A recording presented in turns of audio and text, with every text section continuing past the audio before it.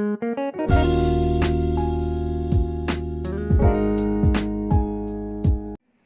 everyone, welcome to the lecture 2 of Metallurgy and Material Science. In the lecture 1, I had explained about learning objectives and outcomes of Metallurgy and Material Science. What is Metallurgy and Material Science? Importance of Metallurgy and Material Science to mechanical engineering, engineering materials and their classification. So in this lecture, I will be discussing about essential elements of material science, structure of material, classification of material based on arrangement of atoms. So now here if we try to see that what are the main essential elements in the material science? There are 4 essential elements in material science. One is the processing or synthesis, structure or composition, properties, performance or application of the material. And now there is a strong interrelation between these, and these are explained in the sketch which is shown there, relation between the elements in material science. Whenever a material is created, developed or produced, the properties or the phenomena the material exhibit is of the central concern. Here, whenever material is created or whenever material is developed, whenever material is processed, the properties exhibited by the material are of central concern. The properties associated with the material are intimately related to the composition or structure of the material. This is observed at all levels. Which includes which atoms are there inside the material and how the arrangement of atoms is there inside the material. And how the arrangement of atoms will be there inside the material is a result of the processing or the synthesis method applied in developing the material. The final material must perform the given task in an economical and socially acceptable manner. So now here if you try to see that properties of a material are going to depend upon the structure of the material, and the structure of the material is influenced by the processing method employed, and again this processing method is going to decide the properties, and again it is going to decide the structure, and all these are going to affect the performance of the material. And other thing is that the structure is influenced by the processing method. As I had already mentioned that the structure is influenced by processing method, and here I can say that the processing method is going to decide the properties of the material. So properties, structure, processing method decides the performance of the material whenever it is used in a device, or whenever it is used in a structure, or whenever it is used as a product. Now let me explain what do you mean by the structure of the material. So here, and also the scale at which the structure of the material is viewed. So structure of material relates to arrangement of the internal components of the material. So here the structure of material means it is going to decide, or it is going to explain us how internally the elements are there, or how internal components are there inside the material. And depending upon the level at which the structure is viewed, we are going to have the subatomic structure, atomic structure, microstructure and macrostructure. So subatomic structure involves electrons within the individual atoms and the interaction with the nucleus. So what does the subatomic structure reveal? Subatomic structure is going to involve, or it is going to reveal the electrons which are there within the individual atoms and the interaction of the electrons with the nuclei. So here every one of us know that atoms has electrons, neutrons and protons. So this subatomic structure is going to involve, or it is going to reveal the electrons which are there inside the material and their interaction with the protons or the nuclei which is there inside the material. So this subatomic structure is important for the chemical engineers as well as the physicists. So now next one is the atomic structure. So this atomic structure encompasses the organization of atoms or molecules related to one another. So this atomic structure is going to reveal how the atoms are arranged inside the material. So now we say that every material has atoms. So depending upon the arrangement of atoms, there is a property relation. So this atomic structure, which is also known as crystal structure, is going to reveal how the atoms are arranged inside the material.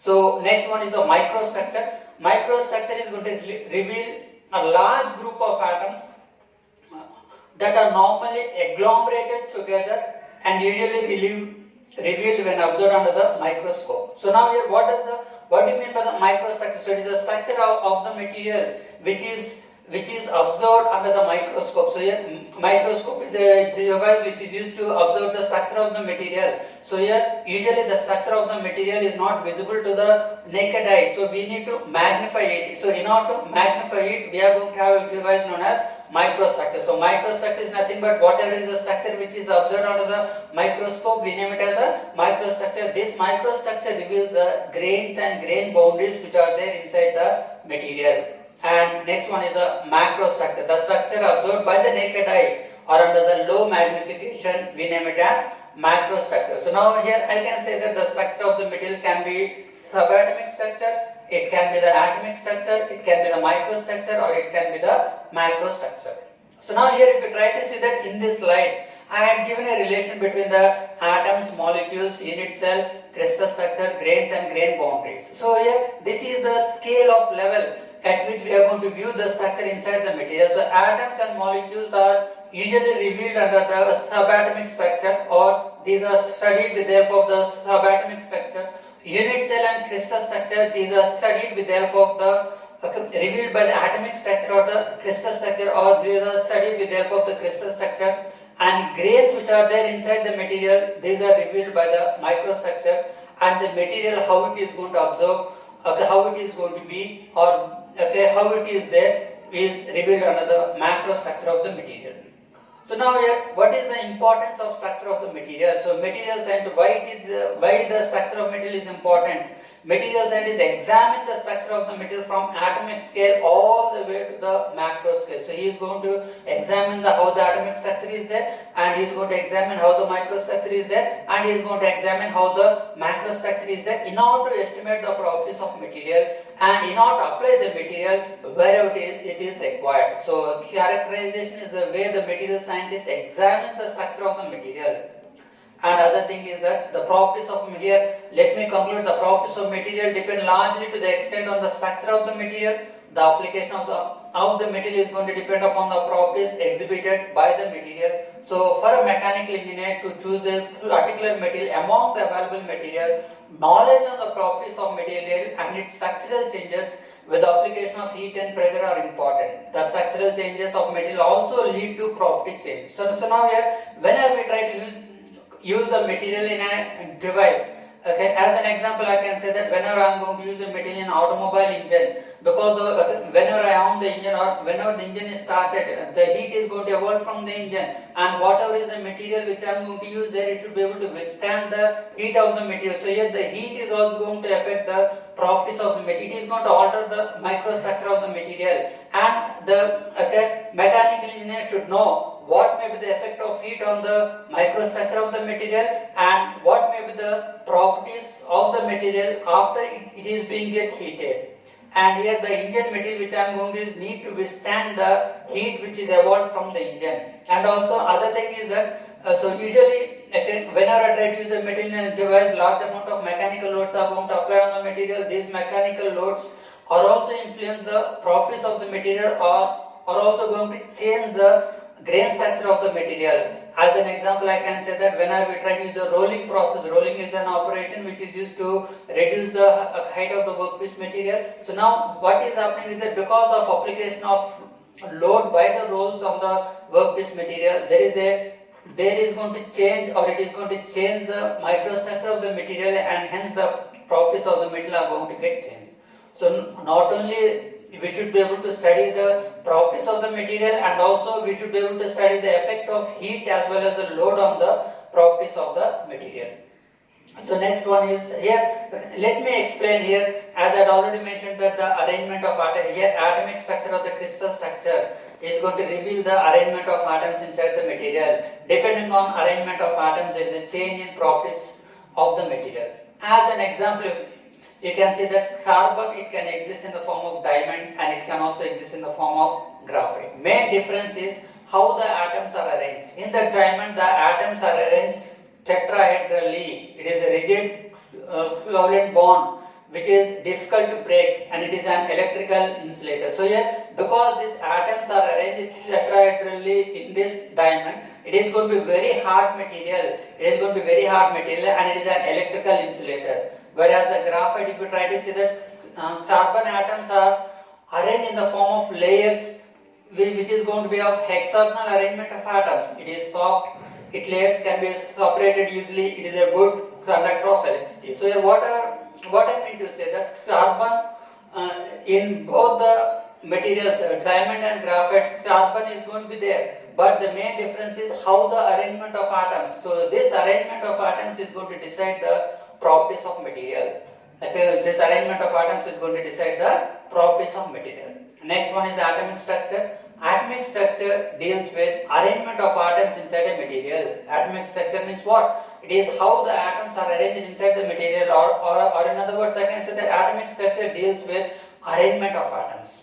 In a crystalline material, where there is a regular arrangement of atoms, we name the atomic structure as crystal structure. So atomic structure and crystal structure are one and the same. Whenever there is a regular arrangement of atoms inside the material, we name the atomic structure as a crystal structure. And this crystal structure is going to reveal the atomic arrangement, and it can be known with the help of X-ray diffraction technique and also electron diffraction method.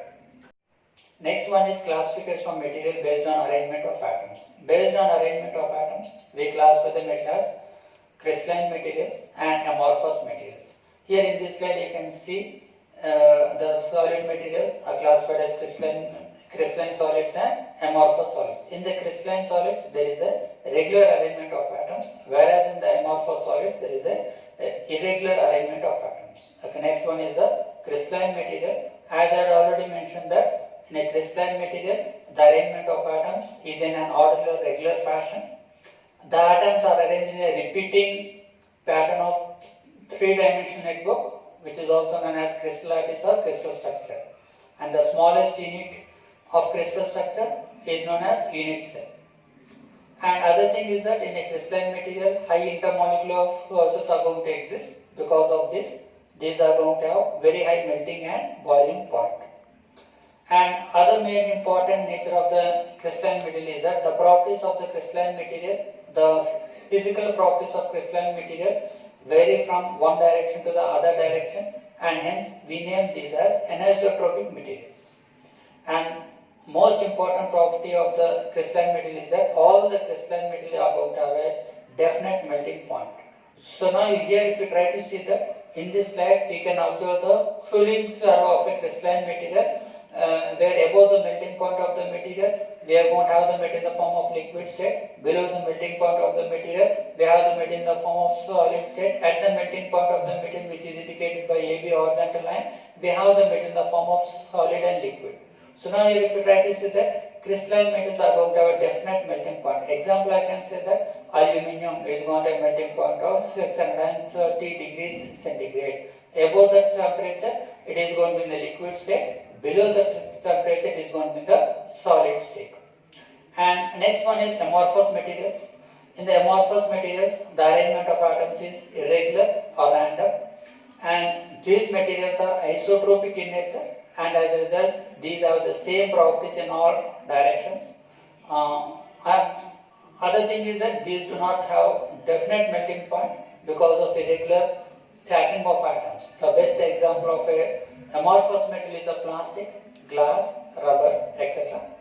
So now here if you try to see that, so this is a cooling curve of an amorphous material. It has no definite melting point. The material transfers from solid to liquid state and to liquid to solid state over a range of temperature. Example, glass softens and begins to flow over a range of temperature. So in this lecture I had explained about the essential elements of material science, structure of materials, classification of materials based on arrangement of atoms. So in the next lecture I am going to explain about the crystal structures in detail. Thank you one and all.